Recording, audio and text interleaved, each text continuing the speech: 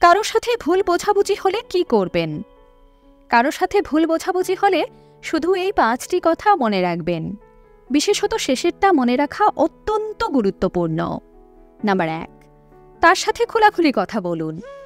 অনেক সময় আমরা উত্তেজনার বশে এতটাই অন্ধ হয়ে যাই যে অপরপক্ষের কথা শুনতেই চাই না। তাই এটা করবেন না। কথার কিন্তু অনেক শক্তি। কথা দিয়ে যেমন ভাঙা যায়, কথা দিয়ে তেমনি গড়াও যায়।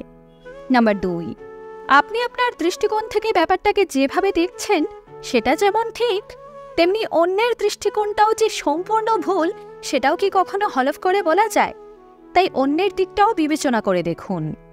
নাম্বার 3, ভুল বোঝাবুঝিটা কিন্তু শুরু হয় সামান্য কিছু থেকেই, কিন্তু এটা বাড়াবাড়ি আকার তখনই ধারণ করে যখন আমরা অপরপক্ষের কথা না শুনেই একে অপরকে কাদা ছোড়াছুড়ি করি।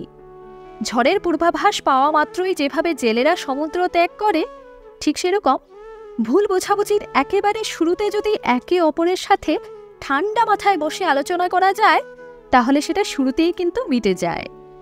নাম্বার 4, যদি নিজের তরফ থেকে কোনো ভুল হয়ে থাকে তাহলে ইগো না রেখে সরি বলে দিন।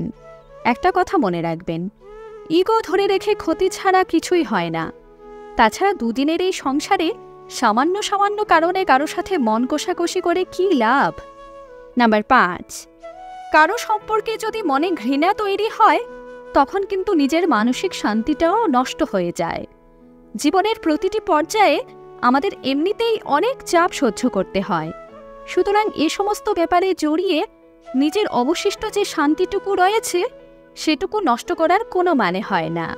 আমার সাথে একমত হলে কমেন্ট করে অবশ্যই জানাবেন, আর ভিডিও ভালো লাগলে সবার সাথে শেয়ার করবেন। ধন্যবাদ।